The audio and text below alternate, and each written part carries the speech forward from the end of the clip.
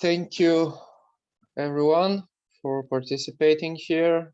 Thanks, Mark, and Alex, and Miguel, and Guy for being here. We are continuing with another conversation about the constant currency economic referendum with Mark. And today we're gonna try to go in deeper and have a conversation about the mechanics of some of the proposals that went in the economic referendum, with the twist that it seems that as of today, right now, the economic referendum is not passing, both if you count economic and or people voting, and it's not passing mainly because there are around 20% of the voters voted against it. But that does not mean that the referendum or part of the referendum cannot be put up for voting again in a future cycle, and does not mean that there are not a lot of valuable insights and propositions inside of it. 80% were agreed on it, so that's saying something. Right now it's 83%. 83%, yeah. I will now invite Mark to say some introductory words before we get into some of the questions that I've prepared. If you guys have any questions, you can put them in the chat, and I will try to get them in the conversation.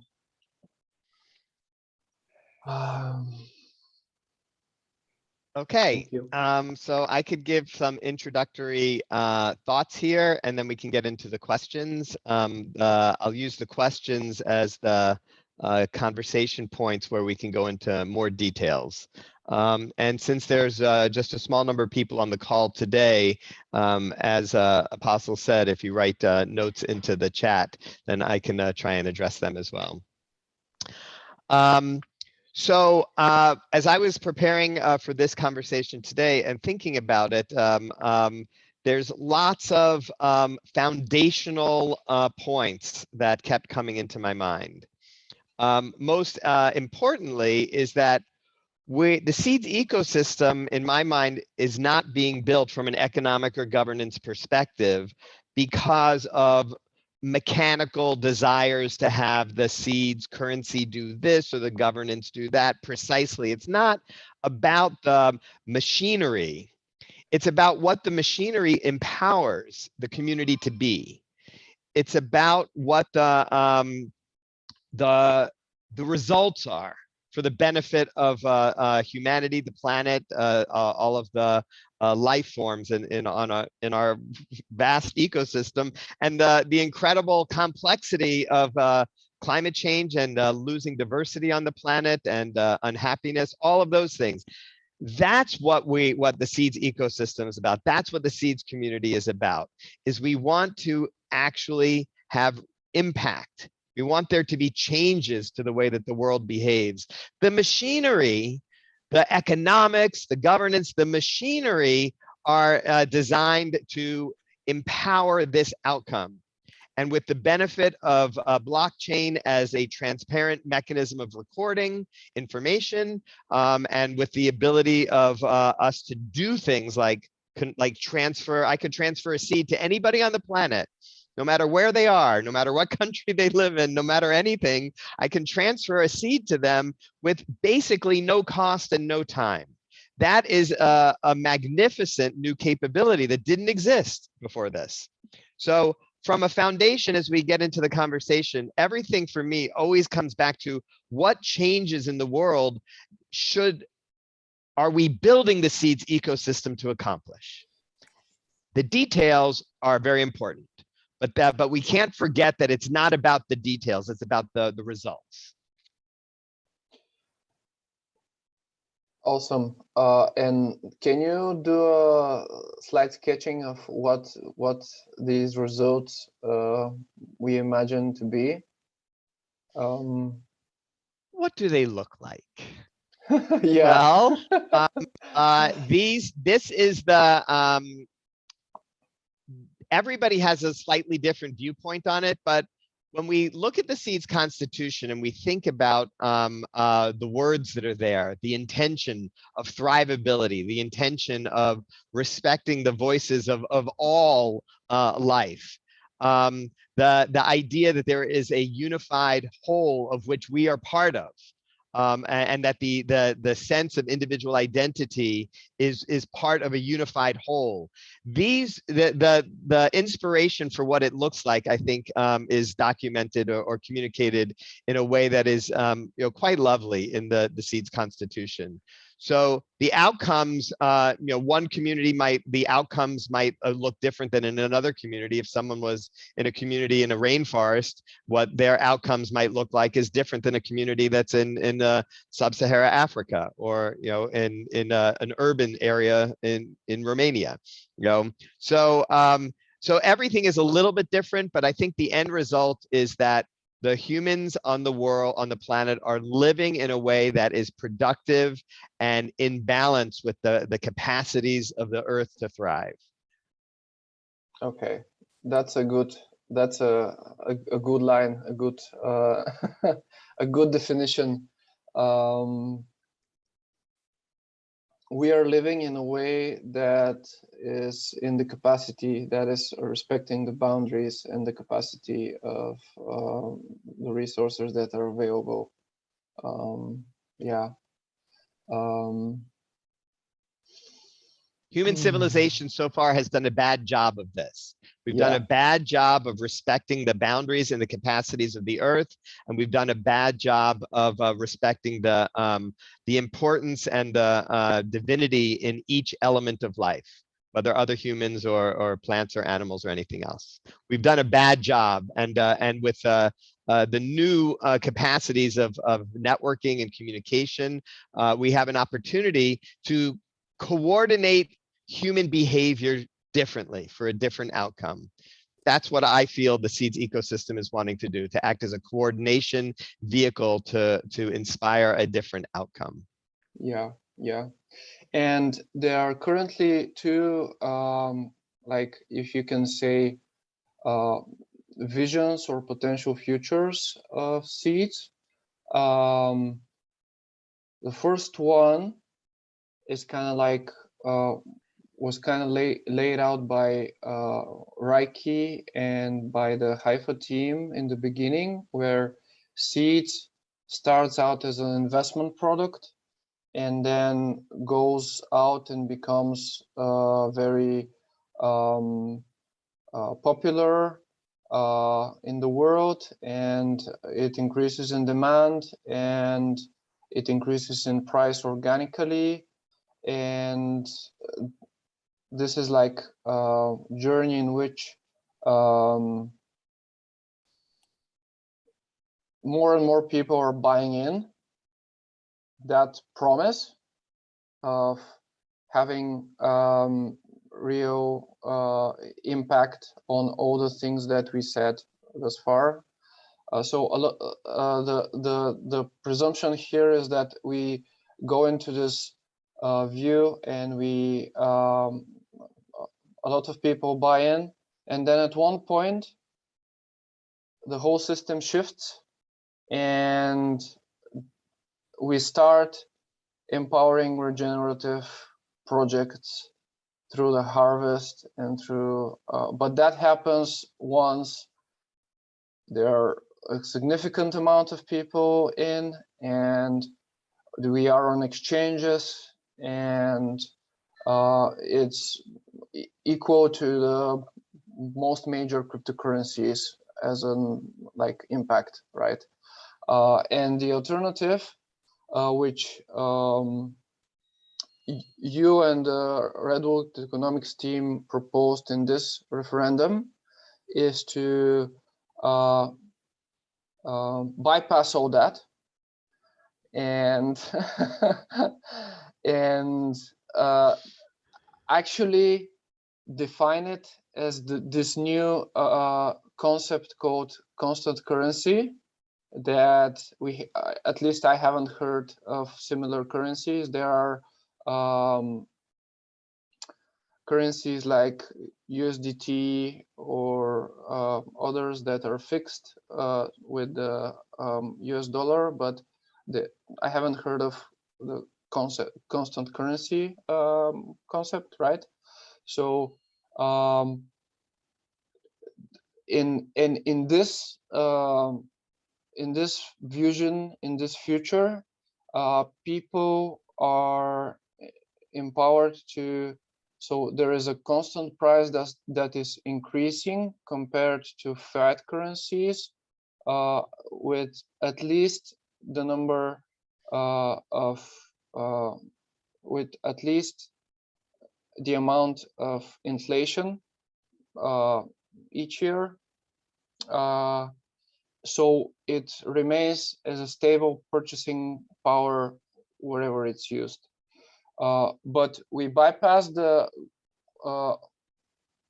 growth process, so we can use that right now, and we can empower projects that wanna how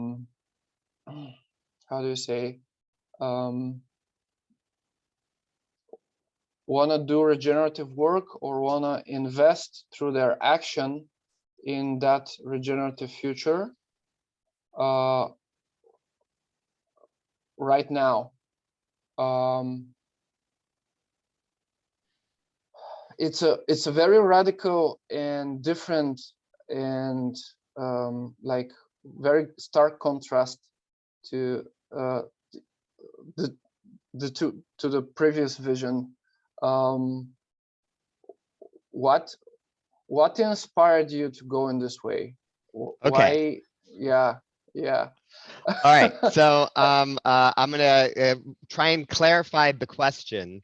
That there was a tokenomics plan that had a bootstrap phase of increasing price and then became constant. We chose this word constant to be more clear because the word stable has kind of become used in a different way in the world when we talk about stable crypto. Mark, So we chose the new word constant. So the question I think you're asking is, we had an original tokenomics idea where the price would increase for a while, go live would come, and then it would be constant. And we have a new proposal to say, let's go constant as soon as possible with a slightly different bootstrap methodology. And you'd like to know why we think a different bootstrap methodology is a good idea. And so I believe that's your question. I'm going to answer that now, but I do see Stephen has his hand up. The structure for this conversation is going to be more question and answer. But Stephen, if you'd like an just a brief part in this introductory space, I'm happy to hear your voice.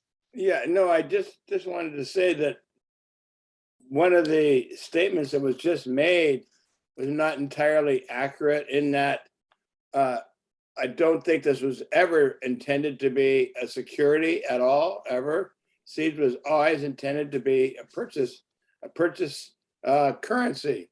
And what Mark is just saying is that the bootstrap is where the difference lies.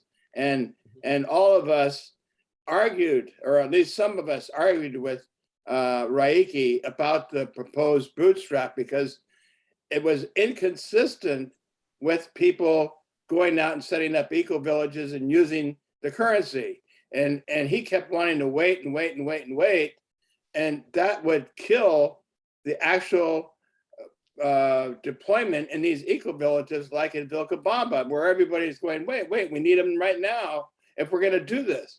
So Anyway, I just wanted to say that there was never any intention for this ever to be a security. It was never part of Okay. the plan. Yeah. It's kind of a technical word, the word security, but I think what you're referring to is a speculative cryptocurrency that is going up in price, potentially in a volatile manner. Right, that's what I mean. And that bootstrap period was supposed to be, actually at the very beginning, supposed to be over by 2020 at more or less at the latest. And here we are in 2021. So we missed 2022. Yeah. Okay, Yeah. so I understand. So Yeah. so as we go through the conversation today, to be as efficient with time as possible, Apostle will keep delivering questions and acting as a facilitator there. But let's make sure that the questions that show up in the chat weave in as best as possible. Apostle has been gathering questions for many days now. Okay, so I want to answer this very important question by focusing our attention on the bootstrap. So the bootstrap, if you start at day 0 and there are 3.14 billion seeds and they are all sitting in one bucket, one account, that's kind of the moment of Genesis. That's the beginning. And the first thing that happened after that beginning was they put them in a few different buckets. Some were considered liquid seeds, the campaigns and the milestone seeds, and the rest were considered deferred seeds, locked seeds. They had words like that. So, but still at that one moment in time, although some of the seeds were labeled liquid and some of the seeds were labeled locked, there were no seeds in the world really. They were just in these system accounts, just at the very, very beginning. Additionally, at that moment in time, a lot of work had already been done. Creative work, attention, time, programming, actual expenses, and all of that kind of stuff. All of the work that was done up until that point is, let's call it a big circle. And we're going to call that startup costs. Those are the things that were done to get us to that moment in time. And who paid for those startup costs? Sometimes it was investors. Sometimes it was people that weren't investors that were just contributing their time. Some people just maybe gave money. But the startup costs had to be incurred in some way so that we could get to that moment in time. So now that you're at that moment in time, we have to bridge the point from that moment in time to the point in the future where we have a constant currency, which is called, go live. We now have to bridge from point A to point B, and there are different ways that we could consider doing that bridge.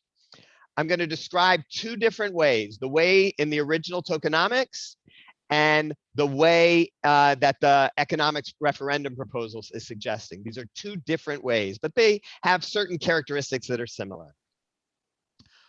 The first one said, we are going to ask people in the world to give us money so that that money can be used to pay the startup costs and pay the ongoing costs of the ecosystem. We're going to ask people to give us money. And the way that we're going to ask them to give us money is say, do you like what we're doing? If you do, give us money. And what we'll do is we'll give you some seeds. And people said yes. And they started giving money and they received seeds. That's one way that seeds went out into the world. And those seeds that went out into the world came from the milestone bucket. The money was given to Haifa as the caretaker, and Haifa used that money to work on improving the ecosystem and to cover some of the startup costs. But why do people give money and get seeds? Like, why is that something that anybody would do? There are 2 answers. One, they are inspired by the Constitution and the vision. That's one type of reason. Another type of reason is seeds are going to go up in money. They're only 1 penny right now, and they might be worth $1, I don't know, in 6 months or in a year. Boy, that would be great if I could take $100 and use it at a penny and get it to be worth 100 times as much in a very short period of time. That sounds like a good idea. So there's 2 different kinds of people that are showing up. Some of them have both personalities, But there are the people that are being asked to put in the money and they say yes, because they just like the idea that it's going up. We've seen this in our ecosystem. There were many people that bought seeds at 2 cents, 3 cents. And even though the ecosystem was going very well and very strong, they sold them at 5 and 6 cents. They were just done. They weren't in for the vision. They were in for, I think that the price is going to go up for a little bit. Maybe it'll go up for a long time. I bought them at 2 cents. They're at 5 cents. I've made enough money. I'm done. So when we look at this model is based on how much money do we need to spend to achieve the improvements in the technology and build the community and all those things? And where does that money come from? So the whole story of the original tokenomics says we're going to keep moving the price up. People are going to keep coming, paying higher and higher prices. The ecosystem is going to become wonderful and huge and amazing, and we'll go live. But there was never a good question. There was never a good answer to why would people come and keep buying. Let's say the price has gone from 1 cent to 10 cents. The people that buying at 10 cents, if they are not part of the whole vision, they are just saying, is it going to go higher? The people that are buying it at 20 cents have to say, yeah, I think it's going to go higher. I think it's going to go higher. I think it's going to go higher. If there aren't a continual arrival of new people that are believing it's going to go higher, the economic motivated investors, if there's not a continual arrival of new people, it will stall. And what are the things that help it not stall? It's called enthusiasm. It's called marketing. It's called getting articles in every possible coin website out there. It's building energy and enthusiasm. It's being on exchanges. It's creating all of this positive excitement. Some of the people will want to be in for the vision, and some of the people will want to be in for the economic reward. So it didn't turn out so good, because the vision wasn't showing up fast enough. The economic growth wasn't maintaining itself fast enough. And how do you maintain all this energy and enthusiasm? Okay. The existing tokenomics had challenges. I need to address just for a moment, why is the vision in the future useful? Just if you will just indulge me, and I will get back to the details. Okay, yeah. The vision in the future is useful because people believe it's useful, because the community believes it's useful, because the community is seeing activities happen that demonstrate and give them belief and strength and confidence that it's useful. So for us, in building the seeds ecosystem, it really is not about a big media campaign. It's the greatest ICO in history. It's, make the most money fastest. It's none of those things. That's what the bootstrap looked like, but it really isn't any of those things. We have to answer the question, why is this valuable? And if the answer to why this is valuable inspires people to arrive, then we don't need a bootstrap based on telling people you're going to get 5 times your money, 10 times your money, 100 times your money. So right now, some seeds were given out into the world. So we are now further along than at the beginning moment. At the beginning moment, there was just working capital, there was just startup capital, the money that had been spent at that point. But now we're further along, and we've spent some money, we've taken in some investor money, and there's now about 175 million liquid seeds in the world. Maybe closer to 200 million now, liquid seeds in the world. So we're in a different place right now, because these liquid seeds are in the world and people have bought them for different reasons. But what we want to do is achieve the goals. So we can go and say, we need a lot more investors to come in. Well, we have to tell them a good reason. What the economics proposal says is that the journey from the beginning to go live gets to go live because people are using the currency. People are using the system. People are seeing positive changes happen in the world. To get to that point, lots of people need to do lots of things. Where does the money come from for lots of people to do lots of things? That's what the bootstrap needs to answer. So I want to now tell you that the economic referendum is designed to do two things. Get people using seeds right now and make very, very clear what the investment or the capital flow looks like so that it is stable and reliable. Those are the words that we used in the proposal, a reliable currency, and that we empower people to actually use it in the world. So before we go to the next question, I'm going to conclude by saying the bootstrap phase is about bringing people into the ecosystem. If you bring people into the ecosystem with nothing to show them, there are no people using seeds in any real way in local communities in the world. There are no regenerative projects really changing the outcomes of thrivability in this community or that community. If there are no things that you can look at, then the bootstrap has to be based upon a future anticipation mixed with economic incentives. And if we are going to be successful, it's that combination of future expectation and economic incentives that achieves our goal. If we try and do that where its future expectation is not visible, it's hard. You need to give much more clear economic incentives, and you need to believe that people are going to get there eventually. So the economics proposal says, let's make things visible and let's define the economic incentives in a way that is reliable. So as we go into the questions of more details, I want to focus on those things. What are the economic incentives that make this more robust and reliable? What do they look like?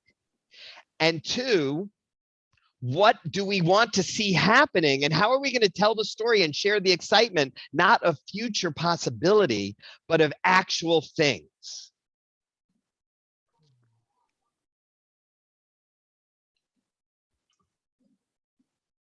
Thank you for that. Yeah, I think this is very important to understand the two how do you say incentives. That is the two drives. I want to use the two drives to be part of the seeds ecosystem right now.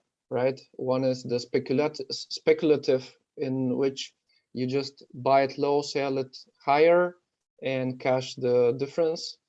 And the other is actually believing in the vision and believing that a cryptocurrency project focused on regenerative, creating regenerative difference in the world is a viable and good idea and can have a significant impact, right? This is the two drives. And I want to go to the economics one. If there's a question that you have that is relevant to that, that's where I want to go to next. Yeah. I actually wanted to ask you, I think you started saying this in our last call, but have you actually extracted actual statistics? I know you said there are about 170 million seeds out in the world, but can you sketch some useful statistics of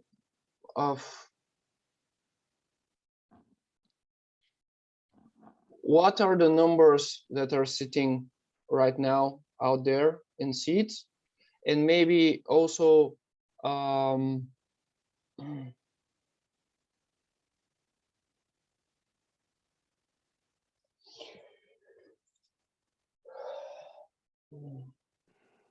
just a second.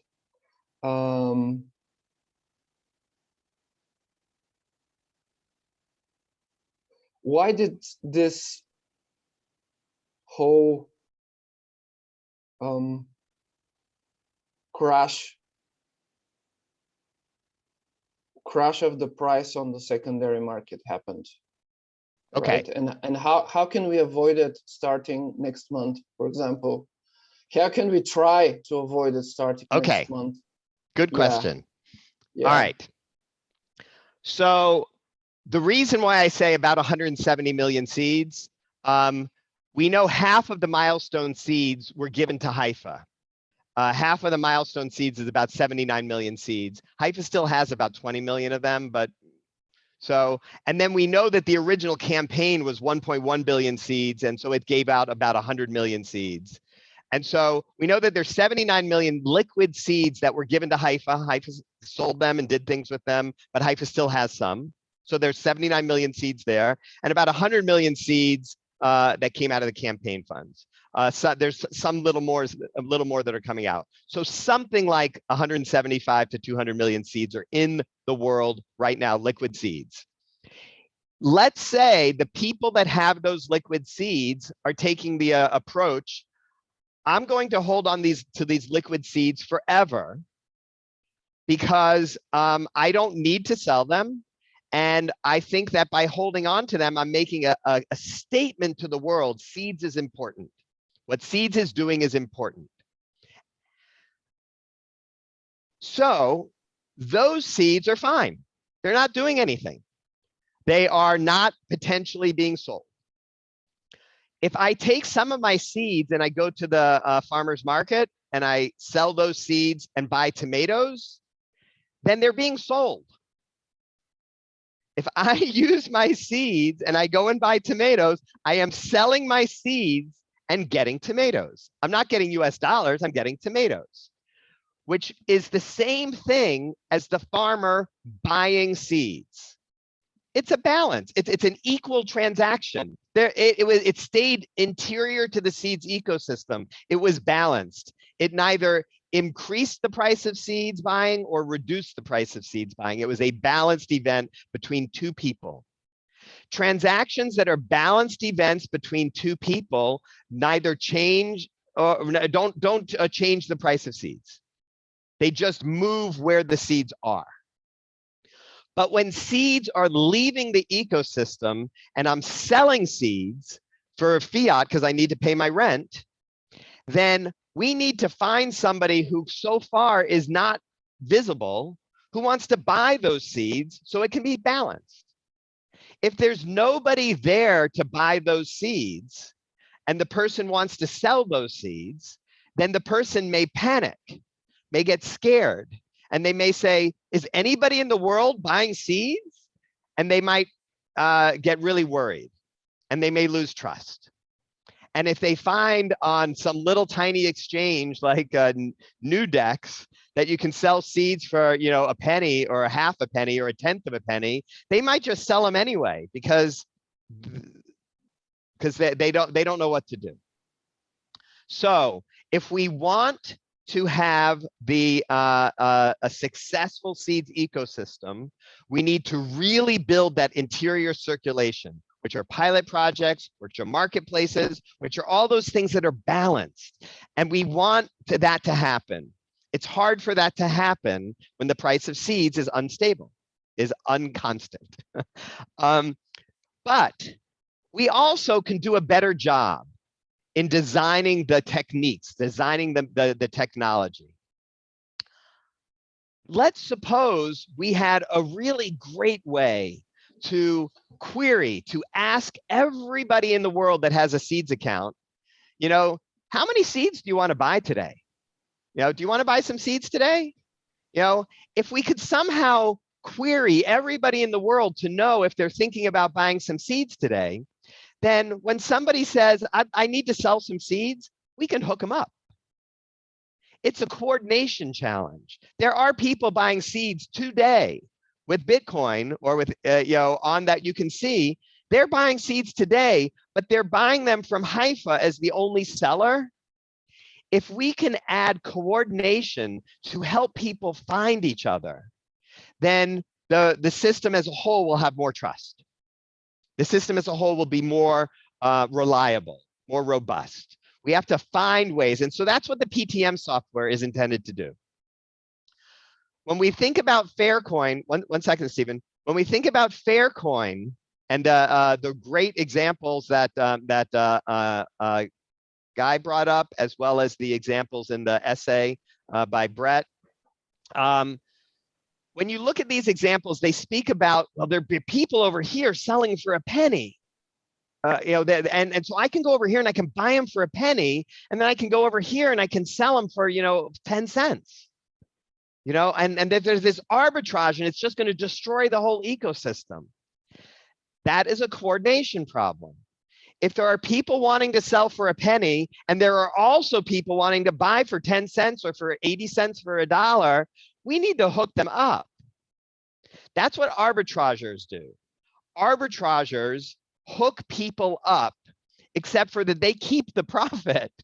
So when I am an arbitrager, which I will tell you was the bulk of my career in the financial market, when I am an arbitrager and I see that I can buy apples in San Francisco for a penny each, and then just take a quick trip to Manhattan and sell them for $1 each, it's a good business.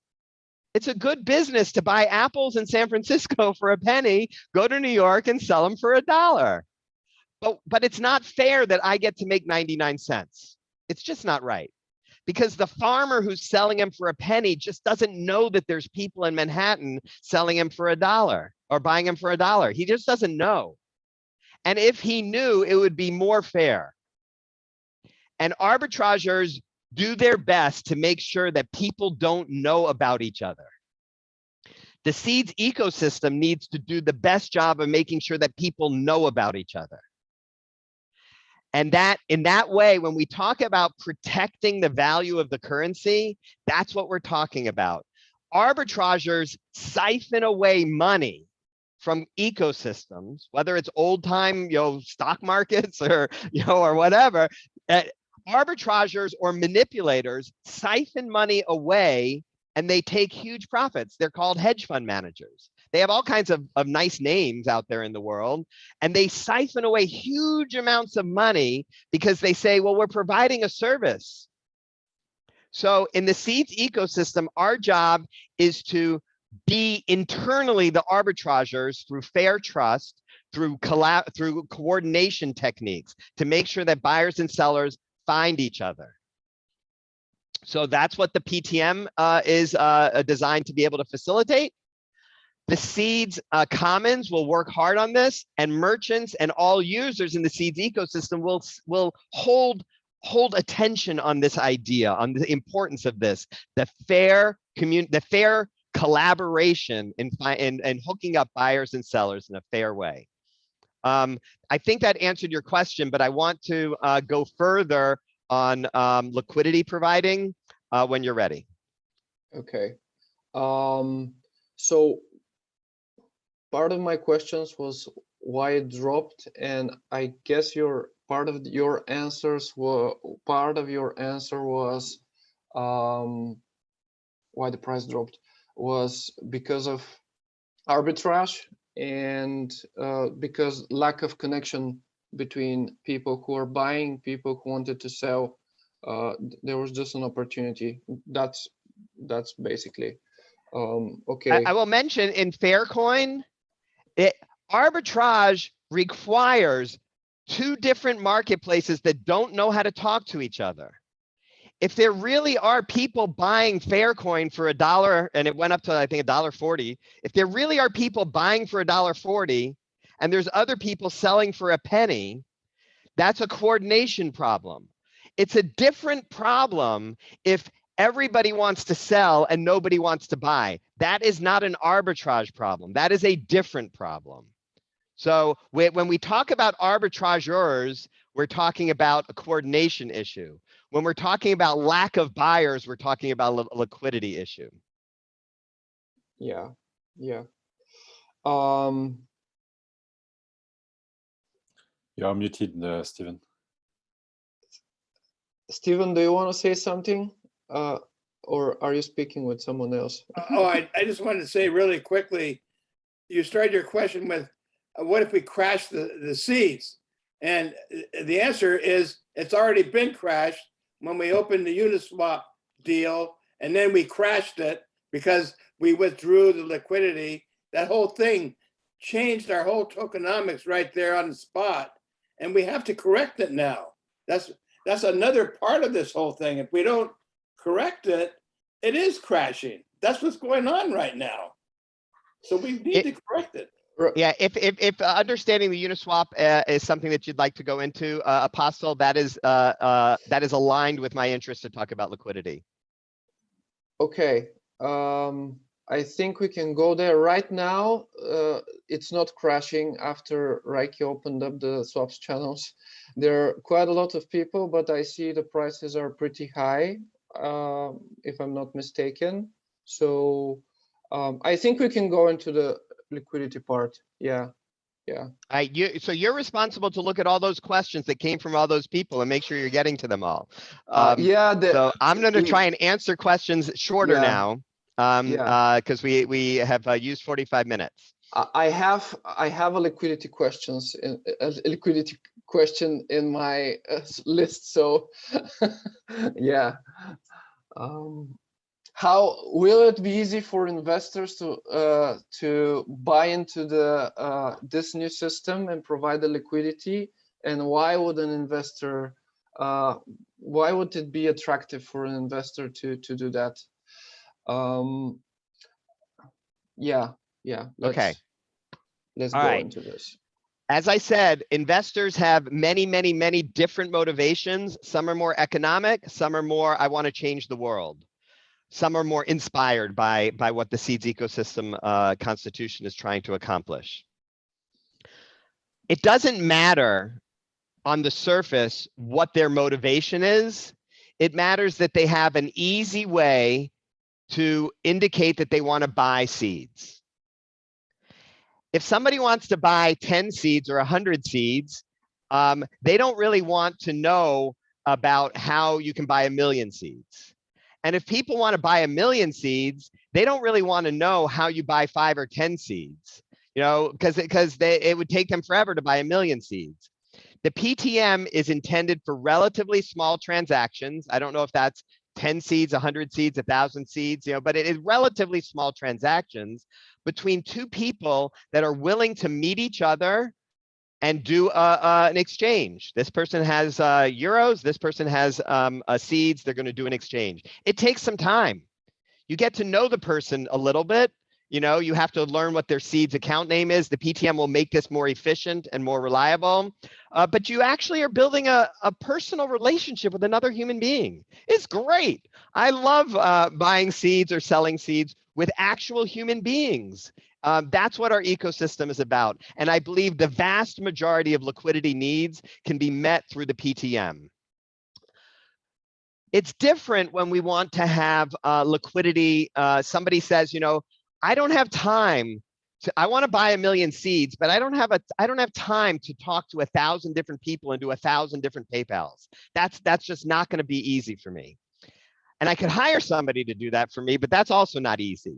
So we want to have a vehicle where people that have the capacity and motivation to buy larger amounts of seeds where they can do that.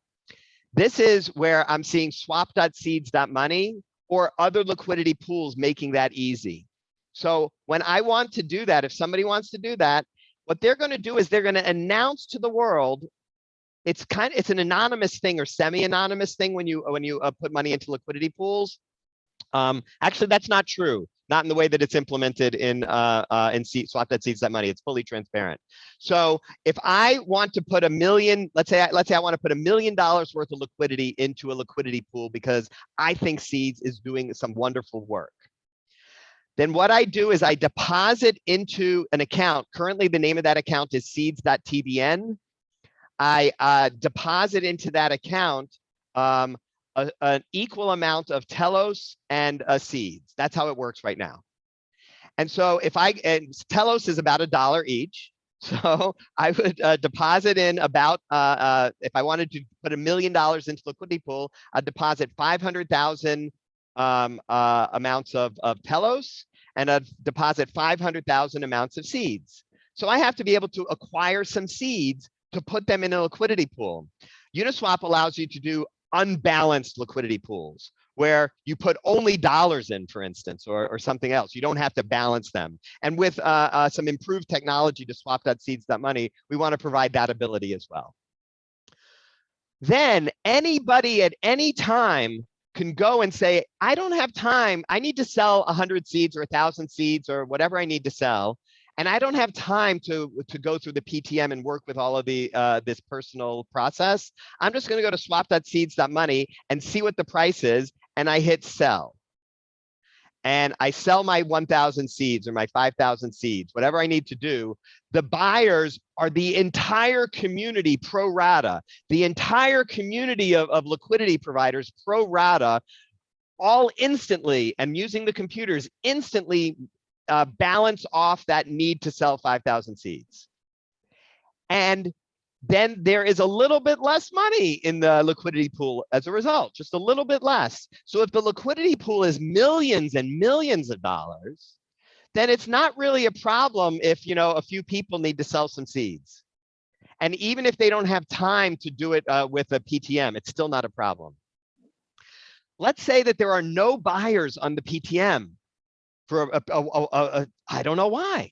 There's no buyers today on the PTM. We wanted there to be, but there's no buyers. Well, I bet that we can convince some young person who's really clever with their software to be a continuous buyer on the PTM for, let's say the price on the liquidity pool is that a seed is worth $1. And that's the constant price that everybody agrees to and all that kind of stuff. But it turns out there's nobody on the PTM today buying for 99 cents.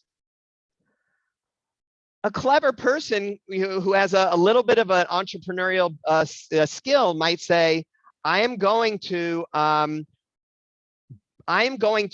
try and buy some seeds for 99 cents by putting a little bit of working capital as an entrepreneur into the PTM. Because I can buy them for 99 cents and help people and talk to them and do the transfers and all that stuff. I like doing that. And I'm going to put some money on the PTM to do that at 99 cents because I know I can rely upon the larger liquidity pool to sell them for $1 if I get too many seeds.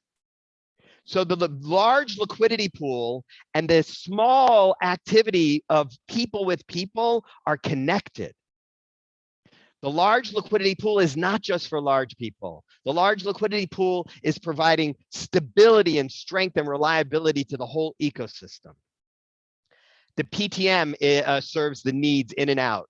And so the next part that we want to get to is why will people put things into the liquidity pool? I'm going to take a pause here if you had a different question, but I want to answer that one. Why will people put money into the liquidity pool? Yeah, I think this is a very good explanation and distinction. And I want to make a remark, but I'll do it in the end about the liquidity pool and why it, yeah. So okay. Why would people want to put money in the liquidity pool? In the original tokenomics document, even though it wasn't specifically laid out, there was the economic desire for the liquidity pool to exist. That there was going to be this constant buying, you know, people are going to buy for 2 cents, 3 cents, 4 cents, 5 cents, 6 cents, 8 cents, you know, that is a force of buyers, a continuous force of buyers.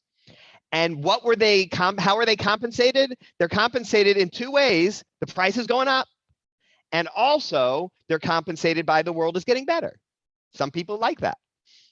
So the existing tokenomics said we're going to reward people for providing liquidity, for being buyers through this mechanism. And we're going to reward them handsomely.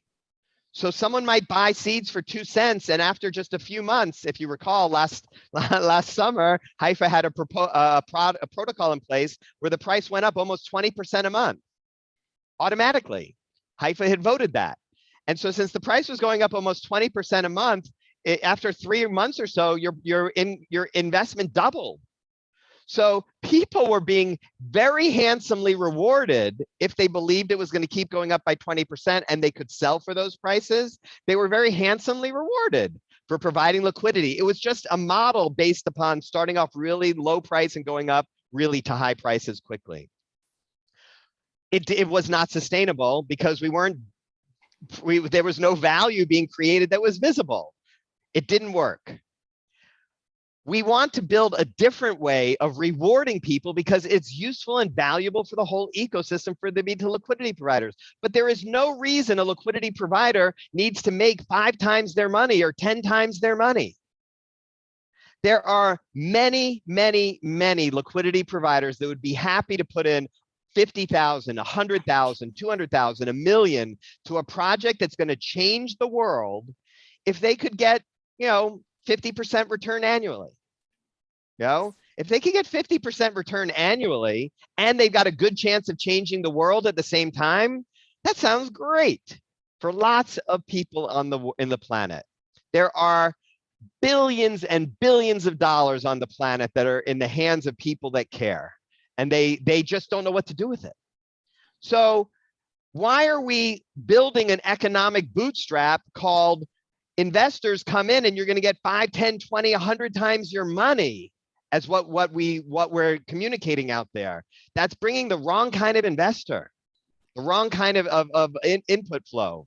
So if we say liquidity is important for the ecosystem, we build a good tool for two-sided liquidity or for off-balance liquidity where people are providing mostly dollars and not as much seeds for both directions. When we build that tool and deploy that tool, and there's lots of good open source software to do this, we just need some programmers to make it their priority, to have it as their deliverable priority. Make this happen. Then if we tell investors around the world what we're doing, and we say, if you put your money in the liquidity pool, you're helping us. You're helping us achieve our vision.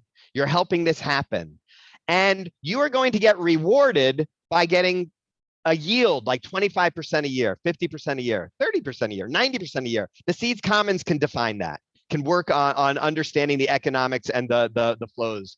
But it does not have to be 10,000% a year. There are many projects out there that are offering 10,000% a year returns on liquidity. Those are the wrong projects.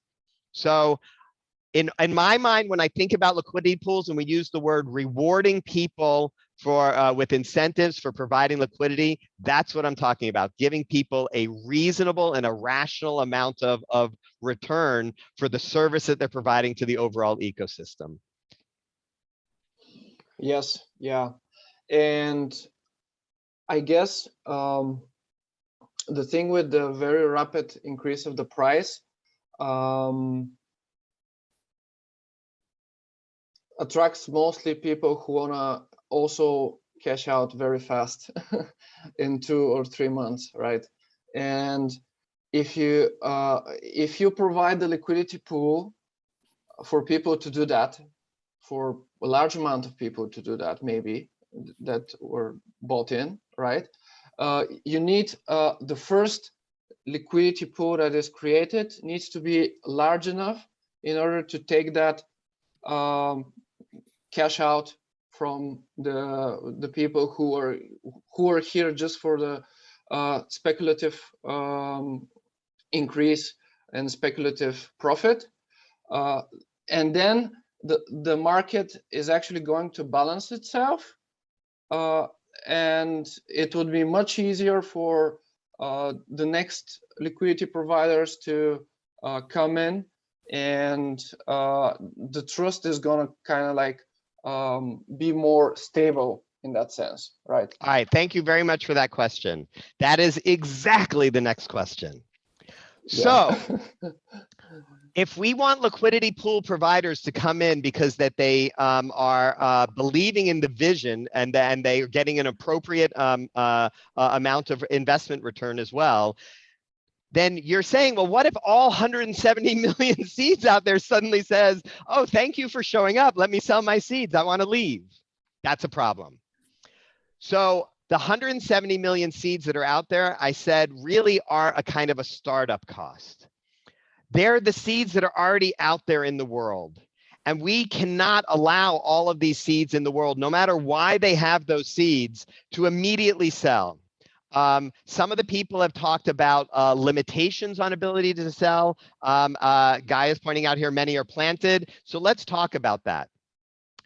If a person has some seeds and they make a commitment to not selling them in any near time, right away, maybe that we should appreciate them and say thank you and give them an investment reward, a thank you reward of some kind.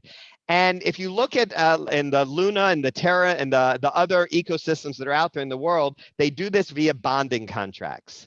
So I might say, if I look at my account right now and I see I have 500,000 seeds that I am willing to say I'm not going to sell these. I'm not going to sell them. I'm not going to use them to diminish the liquidity pool. And I'm willing to make a commitment for 5 years. We should give them the ability to do that and voluntarily say, I'm going to put my seeds into a bonded contract for 5 years. And that bonded contract is going to pay some kind of an interest. And we could have 5-year versions, 4-year versions, 3-year versions. Right now, the planting is a 90-day contract. It's a 90-day contract, and the planting should give, for people that's what they're willing to do is 90 days. We should give them an incentive reward too, an interest payment kind of. So in my mind, all of the seeds that are out there, the 170 million seeds, right now they all look the same. But those 170 million seeds could voluntarily be give people the opportunity. We can make a window of time where we say, you have an opportunity right now to state publicly how many of your seeds you're willing to lock up for and for how long. This is called startup capital. Just like the seeds that are in locked seeds right now. Haifa, as we know, has 628 million locked seeds. Those locked seeds can't be used. They're locked fundamentally forever. They can't use them. There's rules that allow them to get unlocked, having to do with the harvest protocol, and the seed citizens have some control over that. But the seed citizens could say, we want the harvest protocol behavior for the 628 million seeds that Haifa has locked to have a 5-year bond on them. That's what we want. That's what we want. We think that that's a responsible and rational way to amortize that startup cost. The 170 million seeds that are liquid right now don't have any restrictions on them. So part of the Seeds Commons job, if this economics referendum passes, is to answer that question. And I imagine that there are some really clever ways of doing this with long-term bonded contracts, shorter-term bonded contracts, and so forth, where we're giving appropriate incentives for those people that can afford to not use their seeds. Now, if all of the seeds go into a 5-year lockup, like every one of those 170 million seeds go into a 5-year lockup, then where are the seeds that people can use in their community to buy and sell tomatoes with each other? You have to have seeds that are actively circulating, because that's the whole point. If we don't get seeds into active circulation with visible pilot projects that inspire people in the world, we've missed what seeds is about. Seeds is not about an economics, financial, crypto, magical game. Seeds is about doing something in the world. So bonded contracts. So let's say we put out there into the world and we say, and so for me, let's say I now have the ability to send, I got some seeds in my account and I'm going to send 500,000 seeds to an account called a 5-year bond account. Then those 500,000 seeds are now locked in that escrow account. And when we talk about things like D-seeds and common seeds and so forth, these can be made very deliberate and very clear, so we know exactly the personality of those seeds. If I send 500,000 seeds to the 5-year bonded contract, we know exactly the personality of those seeds. We know the smart contracts, exactly how they're going to work. Where does the interest come from? If I'm going to put my 500,000 seeds into a 5-year bonding contract, and maybe that 5-year bonding contract is going to give me a 30% annual reward on that, where do those extra seeds come from? They have to come from the aggregate community as whole. And that could be seeds.bank. It could be any of a variety of things. It's the same thing as why is the seeds ecosystem growing in value? You can't just be a pyramid scheme. You have to have a reason that you're growing in value. But right now we have a startup cost and a coordination challenge to solve. The coordination challenge is to make sure buyers and sellers are evenly balanced. And one way to do that is to bring in more buyers. Another way to do that is to reduce the selling by giving people the opportunity to commit to not sell. The third way to do that is the Seeds Commons collaborative sale. A collaborative sale, the Seeds Commons sale, if you give every individual person the ability to share in that collaborative process, then you don't know how long it's going to take for you to sell the seeds, but you know that those seeds are going to be sold in a fair and transparent manner by the Seeds Commons. And once they are sold, you'll get your share of them. That reduces an urgency for selling pressure. That's a person who says, I know that I need to sell some seeds in the next 6 months or the next 3 months, but I don't want to be the person who is competitively selling seeds, potentially impacting the amount of buyers that are out there. So the collaborative sale is a mechanism that we also want to facilitate, letting every person in the entire seeds ecosystem join their seeds in some technology capacity into the Seeds Commons sale. So when new people are arriving, those seeds are being bought in a continuous manner. I want to get into the value of the ecosystem at some point as you're going through your questions. Yes, I actually, my next, we're talking about for about 1 hour about a lot of economics things, a lot of like mechanisms and that kind of stuff. I wanted at some point to also get into what will be regenerative about seeds, basically. Okay, good. Yeah. This is completely aligned with my question of what's the value of the ecosystem. Yeah. So what does the harvest protocol do? It does 2 things.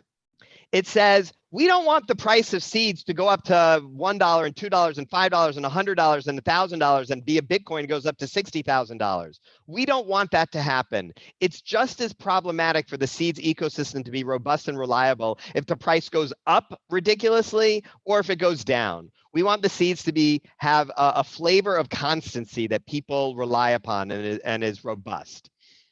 How do we keep the price from going up? How do we keep the price from going up?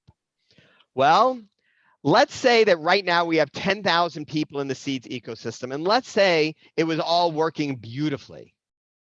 Seeds were circulating and all kinds of great stuff was happening beautifully. And let's say a new village says we want to use seeds too, in Tulum, in Ibiza, in Stockholm, wherever, and there are 10,000 people there as well. But they don't have any seeds. They just got invited and they heard about it. And maybe they got 5 seeds by being invited, but they don't have any seeds in their community. So they need to get seeds somehow. They can buy them from other people, but if they're buying them from other people that are using them in a perfectly balanced way, they don't want to sell them. And that would then force the price to go up. If the person in Stockholm says, well, I really need the seeds, I'll pay you $1.50 for them. Please give me some seeds. That would cause the price to go up. So the theory is, and there's plenty of academic research and amazing things that people who we have not met yet will help us with. But there is the need to say, if there's 10,000 new people arriving in the ecosystem, we need more seeds. We really do. We need more seeds or else the price is going to go up. So that is part 1. We need more seeds sometimes. Part 2 is who gets them? Who gets them? It's not necessarily fair to give them all to the people in Stockholm that are just showing up, or in Tulum or whatever. That may not be fair. Maybe it is fair. I don't know. What are they bringing to the ecosystem? Are they bringing in money? Are they bringing in creativity, amazing land that they can plant trees on, or mangroves? You know, like, what are they bringing to the ecosystem that might help us understand if we should give them all the seeds or not, or give them? So the real answer is that when new seeds need to be created, we rely upon the harvest protocol to share them into the world. That harvest protocol will get better and better and better as we experience what the arrival of new people feels like. But it shares them in the world, and it shares them with the intention to say they should go where the best regenerative work is being done. And so if we then insert that many extra seeds into the world, then the people in Stockholm can buy them or get them as gifts, or however it happens, it will balance out into the whole ecosystem without making the price go up. That's the purpose of the harvest protocol. Balance the ecosystem so the price doesn't go up, and then distribute them in a way that is guided by the harvest protocol. But really, it's not about the math. It's guided by the community saying, this is where the seeds should go because they're really doing great stuff. And that great stuff is visible. There are metrics, and that great stuff needs to be amplified. And when that great stuff is amplified and is communicated more, then the next town of 10,000 people is going to come on, and then the next town. That's what the harvest protocol is intended to do, is to distribute those seeds where they're going to be the most effective. We have plenty of mathematical questions of, well, how many seeds, should be distributed, and so forth. So I will mention, in the current protocol, all of those locked seeds, the 60% of 3.14 billion locked seeds, all of those locked seeds become unlocked via the harvest protocol.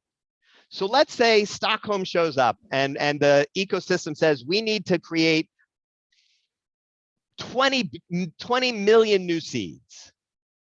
Somehow that's the number. The ecosystem says we need 20 million new seeds. Well, all of those locked seeds, even if their people in those locked seeds are not doing anything, even if the ecosystem is not benefiting from them, they get a portion of all of the new seeds coming into existence to unlock them. And then another portion go out via, to everybody. So the locked seeds are a claim on the issuance of new seeds for a period of time until all those locked seeds are unlocked. Well, when you look at it from like 60% of the 3.14 billion seeds, that sounds like, oh my gosh, that's a pretty big digression of new seeds towards unlocking. But let's say the ecosystem grows to being 30 billion seeds, then it's only 6% of the whole thing. It's not that big a deal. This is about managing the startup process and giving the rewards to the places that are going to have the most impact. These are discussions that will take place in the Seeds Commons and in the community at large to figure out how to use those, how to retain those startup costs. Guy asked a very specific question, if you don't mind, Apostle, that I wanted to answer. Okay, yeah. His specific question was personal, and Guy, maybe you can describe it a little bit, but it was personal, where he said, fundamentally, I have this many seeds. If they were worth $1 each, that would be a lot of money. That would be a lot of money. That would change my whole life in the way that I've been living, to have all of that money. Why will I not just sell it? So Guy, do you want to ask that question a little bit more clearly, and then I'll answer it? Guy, please, if you. Yeah, it was, well, you've said it, Mark, really. It's just that at the moment, my seeds are worth on, let's say on T-swaps, I've got 27,000 seeds, so they're worth a few $100s on T-swaps. If you take like the last official hyper price, they're worth about $2,000. And then if we do the go live, then they'll be worth maybe $20,000. So for me personally, it's not interesting to sell them. But I think for a lot of people, especially people in the global south, that is a life-changing amount of money, and I'm sure quite a few people have that. So my question is, why wouldn't they try and sell it for fiat if they could immediately? Because, okay, you're damaging the ecosystem, but that's tragedy of the commons. So you're just, you're damaging the ecosystem, or maybe you don't know, but you think, I have to sell this, I'm going to sell it, because then I can buy, food for my family, I can buy a car, I can buy a mobile phone, I can buy a computer, So I think that the temptation to sell, even though it damages the greater whole, will be very great if we immediately, especially if, let's say, Seeds Commons starts redeeming the tokens for fiat or puts a load of liquidity on Uniswap, then you could start seeing a big kind of cascade of people cashing out. Okay, so I love this question. So the Seeds Commons, the treasury of the Seeds Commons right now is 79 million liquid seeds and 0 anything else. So the Seeds Commons doesn't have the ability to buy seeds from someone who wants to sell them. The Seeds Commons is not a liquidity provider.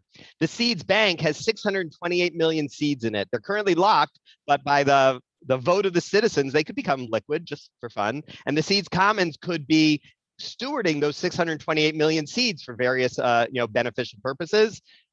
But there are 628 million seeds and 0 anything else. You can't use seeds to buy seeds. It doesn't do anything. So we're back to the question of who are the liquidity providers and why will they provide liquidity if people have the opportunity to quickly sell?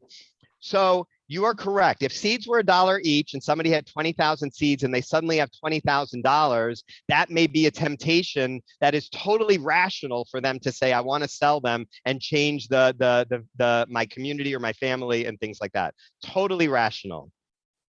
So we can't let that happen. It doesn't matter if seeds are $1 each or $5 each or 10 cents each. It matters how many seeds are there. How many seeds are there out there capable of being sold? So if we were to say, as Chuck Harrison has pointed out, we own the keys to the contracts. The seeds contracts are software, and the seed citizens as a whole are in control of that software. And if we want the software to behave a little differently for the benefit of the commons, so we avoid the tragedy of the commons, we have those, yeah, Haifa has them right now, but I mean, we, the global we have them. We can change the behavior if we have the will to do it. So we could say, for instance, round 1, every account that has liquid seeds right now is given an opportunity to transfer them into bonded contracts of various durations. And then we see how many liquid seeds are left. So round 1, 175 million seeds are in the world. And after round 1, maybe there's only 50 million seeds in the world. Maybe there's only 20 million seeds in the world. Maybe there's still 150 million seeds in the world. We don't know until we do a round 1 and find out. So now let's say after round 1, we look at the number of remaining seeds in the world and we say, for the benefit and the health of the commons, it's still too big of a number. We can't take it all the way down to 0 because then nobody has any seeds to buy tomatoes with each other or get massages or anything else. But this number is just too big right now. So we could say, all right, we are going to implement some fair mechanism that the Seeds Commons determines is fair. This is like implementing, OSTRA. How do you go about implementing the Ostrom process for the benefit of the commons? And so we could then design a process to take the remaining liquid seeds and create mechanisms of deferral. So for instance, they could be morphed into common seeds where they can't be sold competitively. They could be morphed, or a portion of them, they could be morphed into planted seeds that have a minimum of a 9-month duration or something. We need to define what is healthy for the whole ecosystem for the number of liquid seeds that are in the world. This is the same for campaigns, for alliances. This is the same for yet to be voted on campaigns that haven't even been invented yet. There may be a campaign that's yet to be invented that is going to be gifted with, 500,000 seeds. Well, are those seeds immediately liquid? where people then can sell them for $1 each, or do they have characteristics on them for the benefit of the commons? Some people have said, well, people should get no liquid seeds for managing a campaign project, but they can give out no more than 333 seeds to each person who gets invited in. There's numerical mechanisms that are being discussed, and those are things that are techniques.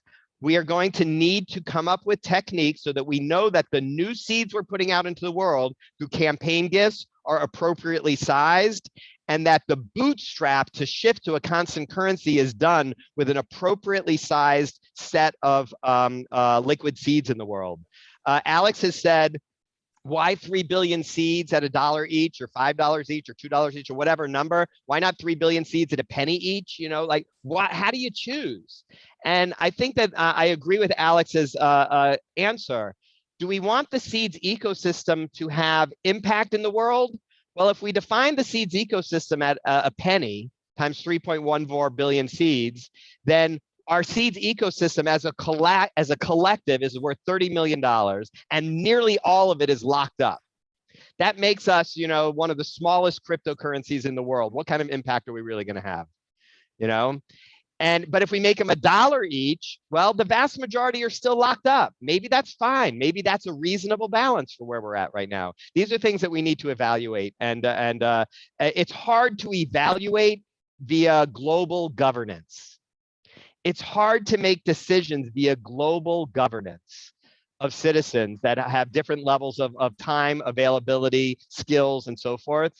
So it is reasonable at the young age of our ecosystem for a group like the Seeds Commons to be empowered to explore deeply these ideas and come up with rational proposals for implementation. And we also need to know that implementation actually gets implemented. We have many things that are agreed to in the Seeds community that never get implemented, or implemented incorrectly, or implemented partially, or buggy, and so forth. So that we need a center, and I'm hoping the Seeds Commons will grow into that level of responsibility.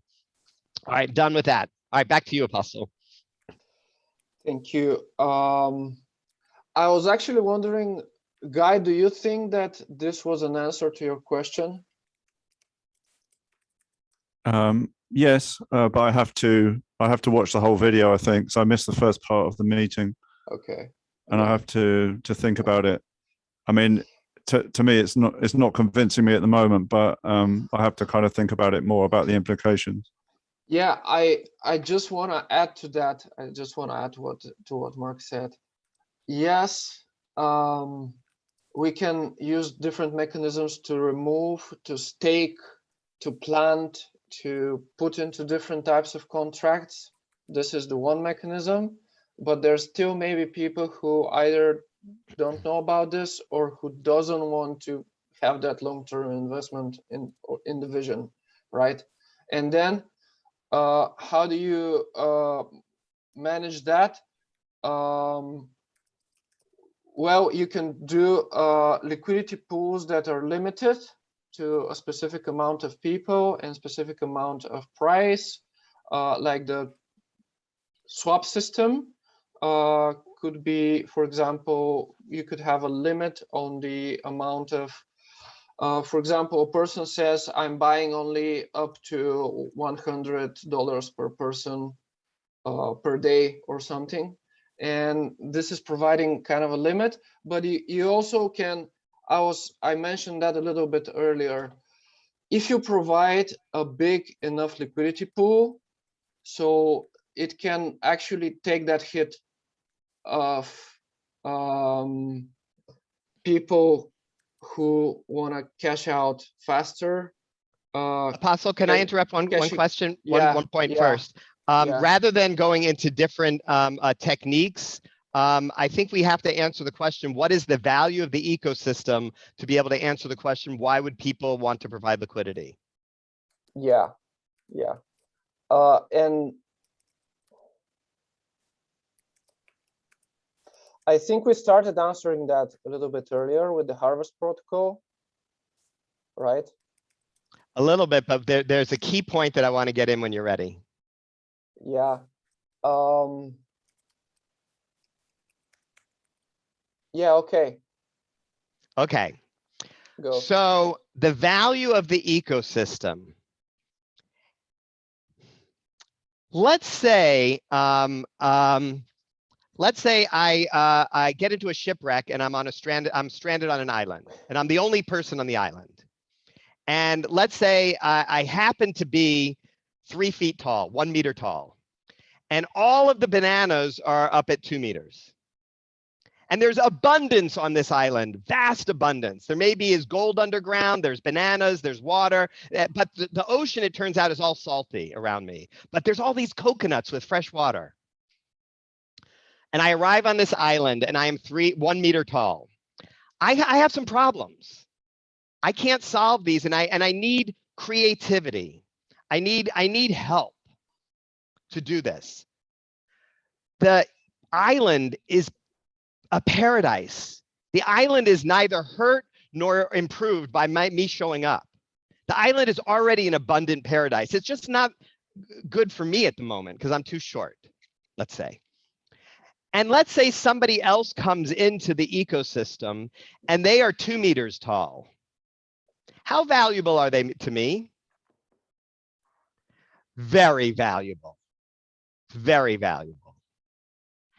And somebody else comes into the ecosystem and they are an engineer that knows how pulleys work. And they also are good at climbing trees. They are very valuable. Our ecosystem is valuable because of the community that arrives, because of the work and the value that the community creates. That is the value of our ecosystem as a whole. And we want our ecosystem to be non-extractive in general terms. We want our ecosystem to be collaborative and cooperative with nature in general terms. So if our ecosystem is achieving value in the world, and there are people in the world, you know, I promise you, there are people in the world that have money. Maybe they have it because they are the grand niece of the Queen of England. Maybe they have it because they invented, Tesla. There are people in the world that have money. And there are trillions of dollars that are in the hands of, or will soon be in the hands of, the next generation. And the next generation are going to have kids, and those kids are going to have a planet without air. And so it's not about getting the dollars. It's about inspiring and being reliably able to say, we are making a difference. Because if there's a company over there that's a centralized company, it has nothing to do with crypto, it has nothing to do with decentralized governance, it has nothing to do with anything except for it's a centralized company, and they are going to somehow immediately solve carbon problems on the planet, then everybody who has money should give it to them. You know, the money will go to the places that are that are achieving goals. There's not a lack of money. Money is just a token. It's just a placeholder. It's just a scorecard. And so when we want to bootstrap seeds, we can bootstrap it by promising people 5 times, 10 times, 100 times their money. You know, that gets a very limited viewpoint of people coming in. If we want to bootstrap our world to say, this island is important and valuable as it is, and whatever gold and oil that's underneath here, it's staying, you know, then certain people are going to appreciate that and they're going to come in. And when we talk about growing from 10,000 to 15,000, 20,000, 1 million, those are the people that we want to come in. And some of them, maybe even a lot of them, would be happy to take their $1 million they have sitting around that they don't know what to do with, and instead of buying Bitcoin with it, they're going to put it in a 5-year bond in a liquidity pool for seeds. This is back to the movie Field of Dreams. If you build it, they will come. You know, we were building this on a foundation of let's leverage the ridiculous craziness of economic madness in the crypto space. That's going to be our trick. Our trick is going to be leverage the craziness of the crypto space to get money in here to make this happen. as opposed to our trick being the integrity of what we build being magnetically bringing in those people that are needed when they are needed. And so, you know, whether it's the Crypto for 100% initiative that Stephen has helped put together, whether it is the relationships with Share It that Alex has been nurturing for a while, whether it's all of the inspiration by Michael in South Africa, or the hundreds of people, I've only met barely anybody in Seeds. You know, how many people have been in all the Zooms that I've ever had a chance to meet? Like 100? You know, 200? You know, there's 10,000 that have been inspired. Many, we have to give them a reason to care about where we're going. It has to be economically sound, so that, just like you say, you can't everybody sell them all. We have to be balanced, but we have to be doing things. That's why the Seeds currency needs to be live now. We can't rely upon an awkward bootstrap that is driven by the economic, you know, craziness of crypto, you know, tulip bulbs. You know, we need to be building this based upon the right energy.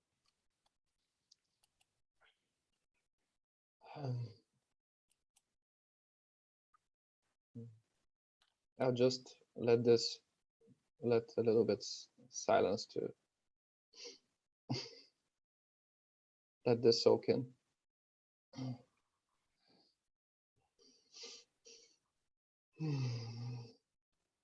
You really put a big smile on my face with that. Yeah, and talking about the people who want to bring a lot of money, that's okay, but also the regular people, if there are, we can have there are really millions of people thinking about this problem of climate change and regeneration of the earth. And if anyone who buys into this invests $100, that's a lot of money, right? millions of people in the West, right? So there's not just the people who are big philanthropists or made a lot of money, but they're really also, if we can provide this value, if we can provide this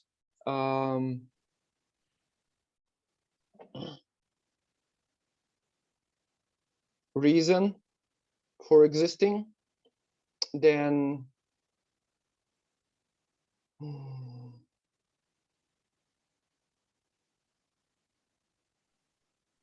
people who want to speculate become irrelevant, basically.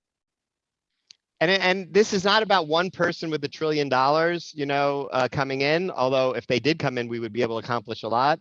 This is healthy when there are 1 million people that each put in $5, and then 100,000 people that each put in $500, and then, you know, 5,000 people that each put in, you know, $10,000, and then, you know, 1,000 people that each put in $1 million. I mean, you want, and the thing is that the person who puts in $1 million has no extra influence because of that, you know, because everything is transparent and visible on the blockchain, and all of the conversations are open and available to everybody. There is no undue influence. That's what we want to accomplish, but we get that robustness by numbers. If you have just one investor, all of a sudden you don't get that robustness, you know, because they can change their mind. You know, we need very, very broad. So yes, we're only 10,000 people now. We will be a lot happier and a lot stronger when we are 1 million people and 10 million people. One additional point I want to make on the ecosystem value.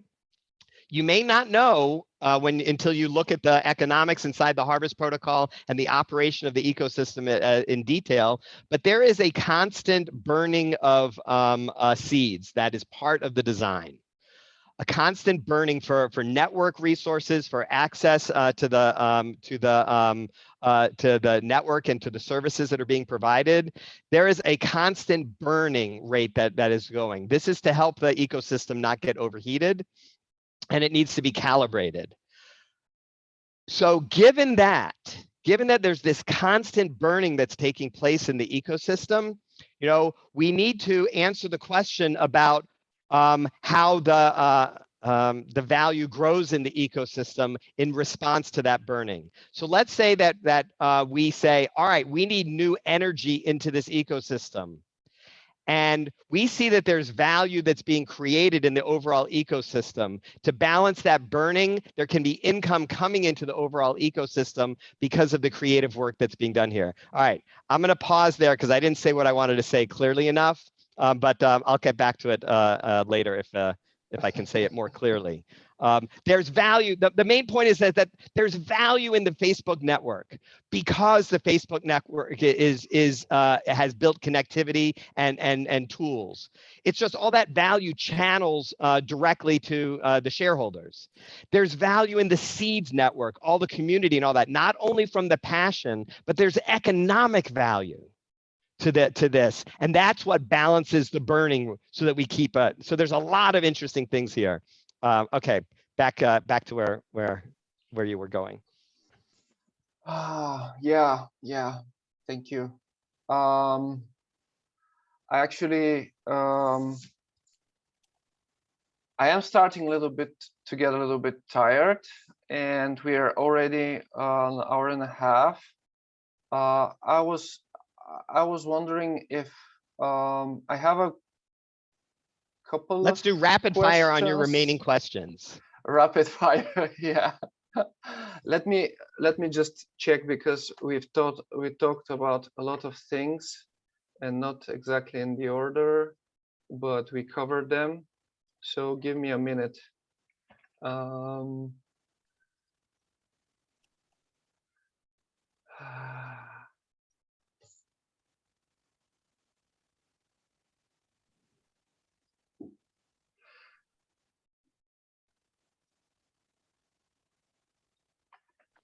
Talked about the software. While you're looking, I will say that after this after this voting ends in 18 hours or whatever, 16 hours, whenever this voting ends, we'll know if the governance referendum passes and the economic referendum passes. If the economic referendum does not pass, then it's imperative that we digest the wisdom, the information that has come there, and build one that will pass. It's sad that it might take a few months to do that, and time is of the essence. But this is, fixing the seeds ecosystem is what Raiki put out in September, except he put it out by saying it's a fork that we're just going to do because we know what the right thing to do is. And we have to do it. And what has emerged since then is that we want to evolve with thoughtful process and make a good change. Something that the community is strongly in support of. So if we don't get 100% of the vote or enough to pass, then it's imperative that we continue this process. Yeah, I wanted to say one other thing here is that Permatours, which now has 100 seed citizens in the Northeast United States, the one single message that they're giving to us is that unless we go live now, they're going to start losing the momentum that they've built up for all year. And that's their single message back to us, is we need to do this as soon as possible. As we go rapid fire through the questions, I see Franz has joined. Maybe we can save 15 minutes at the end for people that we haven't heard their voice in a long time. Yeah, I actually have most of my questions answered. I was gonna ask, how does that make you feel that right now it's not passing and there is a high probability that will not pass, and what happens now? I was wondering, an extra question on that is, can we, does it make any sense, having had all these conversations throughout this month, to put it up again for voting, the same one? Or do you think that that's not the right approach and we should craft something a little bit different that is getting into taking some of the feedback from the community?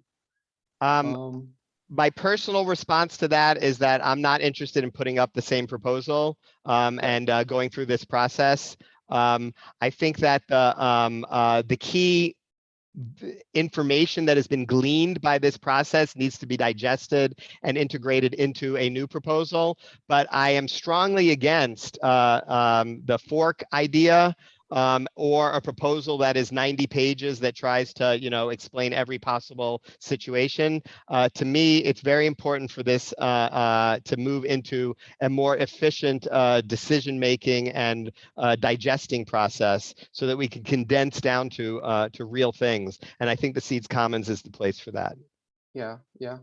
And just something that has come up today in my mind, maybe the past couple of days, but today more strongly, is this contrast between the regular cryptocurrency and stable coins.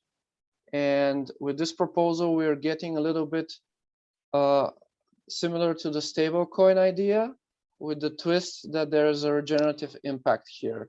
And there are a lot of very successful stable coins out there that are working, and people are using them. So it's not that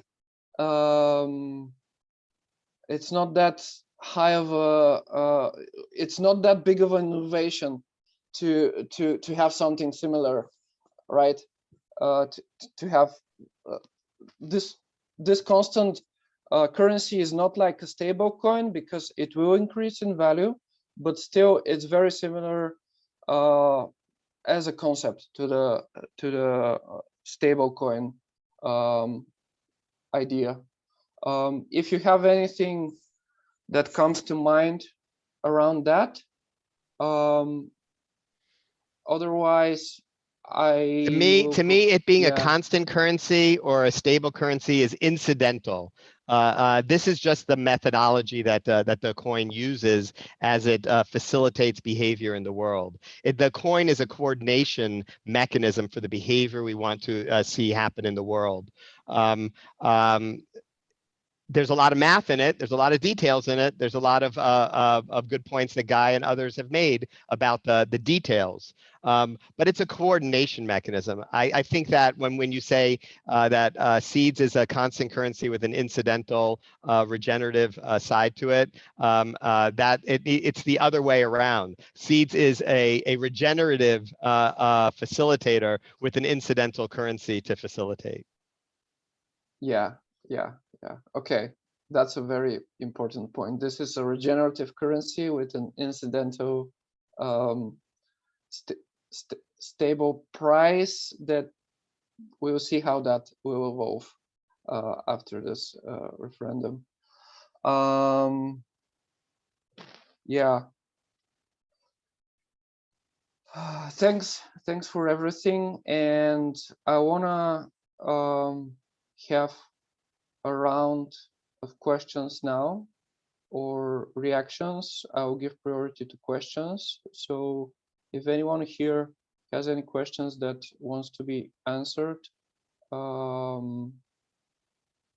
please. I also think that there's deep purpose in the alignment work. The alliance work that's been done for years by Franz and Stephen and others.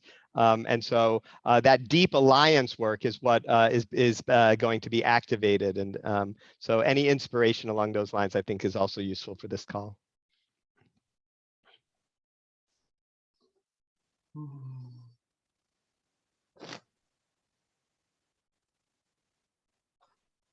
There is a conversation that's going on in the chat that I just cannot follow. Oh, sorry, I haven't. Oh, yeah, I see all these. Boy, a lot of talking. I have to read this. Yeah. I don't hear any questions.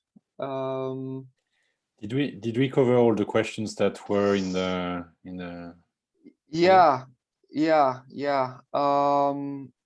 Mostly we covered them.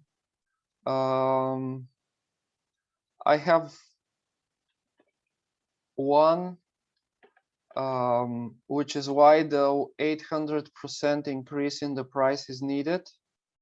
That was one of the kind of a controversial as I said, questions that's a really great question. Yeah. We could make the seeds go constant right now at 2 cents or 5 cents or 10 cents. But we chose to put in, and there was debate in our conversation. We chose to put in the floor of 80 cents. So the Seeds Commons would honor the discussions and the communications for the last several years on kind of the guideposts of what the economic value of seeds might look like. It doesn't matter whether it's 80 cents or $2, or I was suggesting for fun it could be $1.11, because I know people like 3 numbers that are the same next to each other.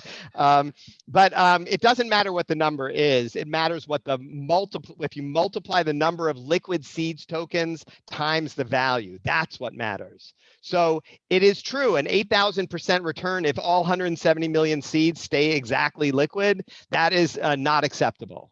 I'm not proposing that. But we have to choose the level that we're just going to collectively say this is our constant. And then we also need to experience that in also studying how many seeds should be liquid and what those startup costs fundamentally amortized look like. So Yeah. I do not see it as an 8,000% immediate sudden windfall. I'm referring to it 800% because right now it's kind of like 0.10 the price, and the proposed one is 0.80, which is around 800%. Correct. Yeah, and so if we fine. change it from 10 cents to 80 cents, that's that 800 or 8,000% return. If we change that, I guess it's 800% return. I don't remember. If we change it from 10 cents to 80 cents, and we also spend some very thoughtful attention on how to remove liquid seeds and adjust them to having other characteristics, that they have to be balanced. Those have to be in balance. And also imagine the amount of value that will be created if there are really communities who want to say, okay, we want to use seeds at that price. So it's not just like something that we've made up, but there are people who are exchanging value based on it in the real world, in Vilcabamba or somewhere else. Like this could actually provide a very big value for the ecosystem. I see Steven's We're transferring from here to there with a different bootstrap. Yeah. Yeah, I just wanted to say that I just came back from a month in Vilcabamba and Peru, and also visiting other people in the US. And it's very clear to me, and I don't know if it's clear to everybody, the seeds deployment in the world is sputtering. It's literally sputtering right now. And if we don't take action soon, that sputtering will increase. And in Vilcabamba, we can actually go forward. We have 5 seeds grants there, and we have a whole community poised to go forward and embed it throughout 5,000 residents, but we can't, because you can't actually do anything with seeds because we're stuck. And that's happening in different places around the world. So unless we resolve this, this conversation is valuable, but unless we resolve it in a way to get them unstuck, you're going to see seeds start to unravel. And that's why I put so much effort into this referendum, because of that very reason. I came back from that trip and I go, oh my God, we can't go forward. And that's my sole motivation for being involved in this effort to get a constant seeds going forward.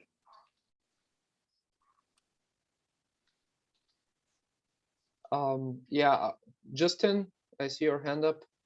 I will allow for reactions now. Cool. I'll try not to react. I'll try to respond or keep it more clean than that. But I want to maybe just ask, it's actually a legit technical question, because there's a kind of emphasis very early on the open source nature, and actually a push very recently about making sure that the open source nature of things like seeds was accessible and available. And I wonder, from a technical standpoint, I mean, this is like an Alex question or Mark question, or anyone who knows, if we were to help people establish how to use that open source code in their local environments and communities, would that be an access point to bridge the hyperlocal and the global social context, so our global currency to local currency without having to use the rainbow seeds. So it's the empowerment of the people to be able to use open source code that is of the same DNA, technically, the same code in the local environments. Would that free up this tension and allow for a bridge to be built in time? I'll just do a quick response, then Alex, if you want to add in. The rainbow seeds, the locality, and I love the map that Joachim puts together on these visuals. There's a lot of detail to envision, and there is pros and cons to creating local membranes that kind of contain local activity. What is the connectivity to the global? So I still have many questions about that, but we did include it in the economic referendum that I very much think that building and inspiring and supporting local circulation is a benefit. And so through rainbow seeds or some other mechanism, we very much want to explore and invent that.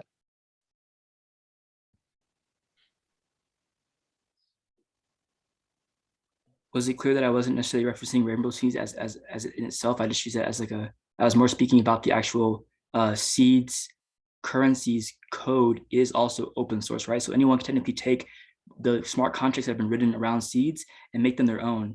And so the ability for that to happen in local context, like the Lubumba, there's already a boundary, a barrier, and an interest. Is that something that is a way? It adds confusion if you do that, and you need a substantial amount of technical expertise and capital to deploy that. But it is totally doable if a community had those resources to do it. Do you agree, Alex?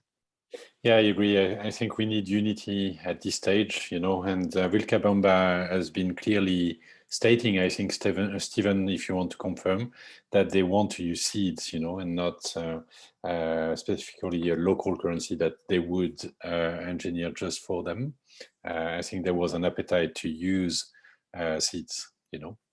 So of course the technology is there to be used and could be cloned and could be used locally, but as Mark said, there's a lot of technicality involved, you know, and I think we are really close to be able to being able to deploy seeds on the ground, and I think we need to focus our effort and unite around, you know, the constant seeds as we have proposed it in the referendum. So there are 3 million seeds grants in Vilcabamba, and they said the people that are holding those various grants said very clearly to me, they don't want to use rainbow seeds. They want to use seeds. That's their message back to us. But if you're using the code of seeds, you're not using, so I'm not sure but the source code of seeds is still seeds. It's just whether or not how it is connected to.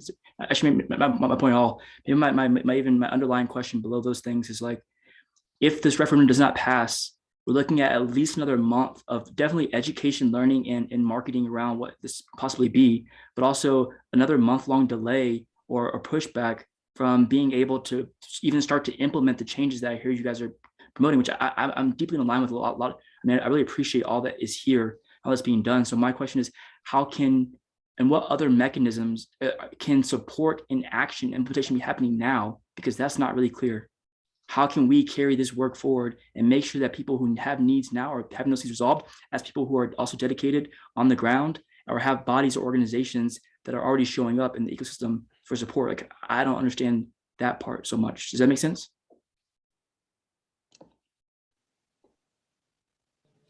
Yeah, I think that's a really important question. What happens if the referendum fails, you know? Because the referendum is a really clear way forward for seeds, and we have, you know, milestones, and we have, you know, mechanisms and collaborative work that can start straight away with the seeds commons. If it doesn't pass, what happens, you know? And that's a really, really intriguing question. My response would be, we need to make this referendum pass so that we are not facing this situation. But yeah, that would be worth exploring, you know, what are the alternatives, you know, because yeah, there's nothing that we can look forward to, I think, really clearly if the referendum doesn't pass over the next 2 days or 24 hours now. Yeah, there's 300 and something votes that voted for the governance referendum, but have not voted for the constant seeds referendum. For me, in the next 24 hours, let's try to get It's 14 hours is all that we have left. Yeah. And I would love to get many more votes for both of them. But there's not much time, and it's a pretty tall mountain to climb for the economics referendum right now. So where does that conversation happen from here? Regardless of what happens, what I want to know is how do we actually, so even if it was to pass, implementation, we need to start immediately to start to solve the problems here. So what I'm asking is like, what I'm trying to get going, I guess in some ways, is like a question or a conversation around where do we go from here, regardless of the outcome of the referendum? Because that's what it's designed for, is to solve people's problems now. So I want to help just spur that thing being clear so that we can move on from this call this week. Maybe it's next call, the same call next time next week. It doesn't matter what it is, but I just want to be clear on that so that, because I want to see what you all are saying come about, and I can only see it through the lens by which I operate. That's probably true for everyone on this call. Yeah, I think I need to take some time. It was a huge effort to attempt this, and it took a lot of time. So I don't know what the next steps look like exactly. My hope had been that the next steps would have been a maturing Seeds Commons to take this over from here. Yeah, that was what I was gonna say, that Seeds Commons should be probably the place where this conversation is held. I will point out for 23 them to- different people voted no on the economics, including some people on this call. 23 different people voted no on the economics referendum. If it had been 10 different people that voted no, if 10 of them had voted yes instead of no, then it would pass. It's kind of ridiculous, our governance, but you know, where we're trying to learn and do something collaboratively together, and it takes time. It takes a lot of time, and that there's a tension between that and the fact that the seeds currency needs to be used, or else it'll just fizzle out. So there's tension there. So I'm not faulting governance. I'm saying that previously, and Reiche's recommendation is, you know, forget about governance. Let's just fork. Haifa wants to change the behavior. Just do it. You know, but you know, we shifted and said, you know, hey, governance is actually an important space to learn from. And so that's what we're doing. We're learning from it, but it slows us down. But we're learning from it because it's important to learn. So so I don't know what the next step is. I wish that 23 people hadn't voted against it, but they did. And so as a result, I would be looking forward to next week, the Seeds Commons, you know, working through their process to take on what the implementation looks like.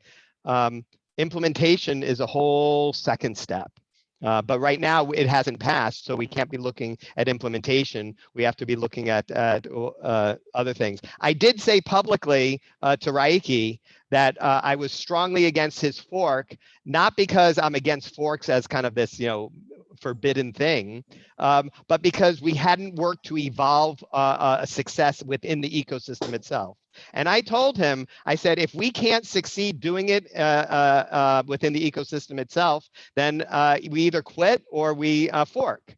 You know, so Reiche is going to come back and say, you didn't succeed doing it in an organic evolution within the ecosystem, so let's just fork. But he did come back a week ago and said, you know, now he believes that forking isn't a good idea, but we should just be patient. And if it takes another year or another 3 months or another whatever, you know, the world is evolving in its own natural time space. I believe that as well. But, you know, if we can't collectively ever vote to do anything because the governance process is too cumbersome, then seeds will just end. And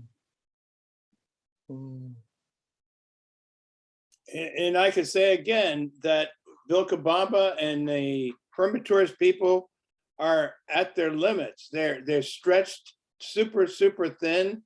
They are really counting on seeds to roll out as a global currency as part of their deployment plans.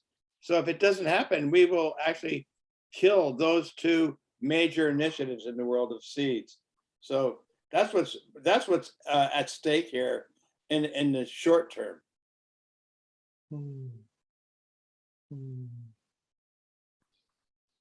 Reiki put it out as an ultimatum, and I certainly don't want to put it out as an ultimatum.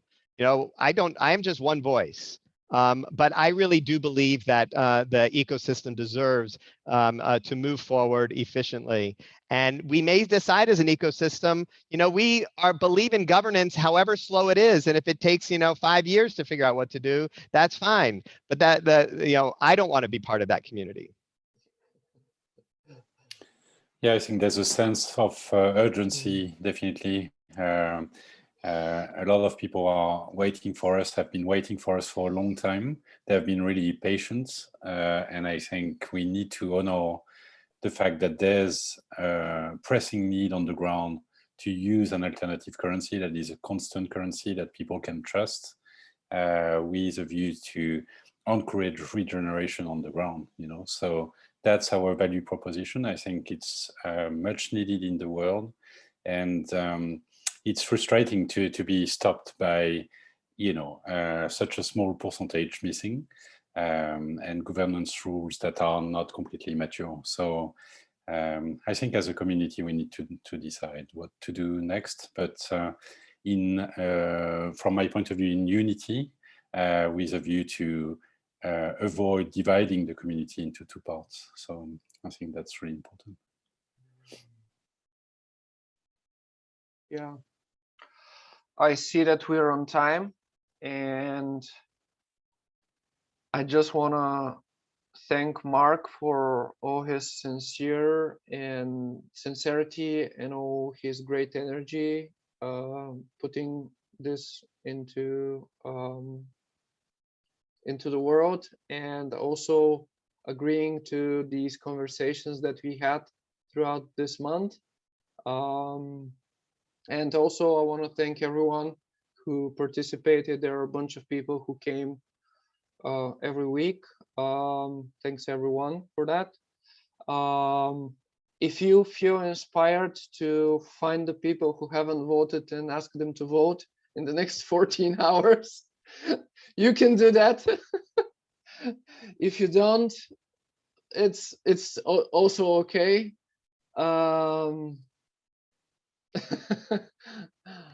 The governance I've just updated the spreadsheet, so you can open the spreadsheet and see who's voted and who hasn't voted. Yeah, I'll paste the spreadsheet. If in the chat,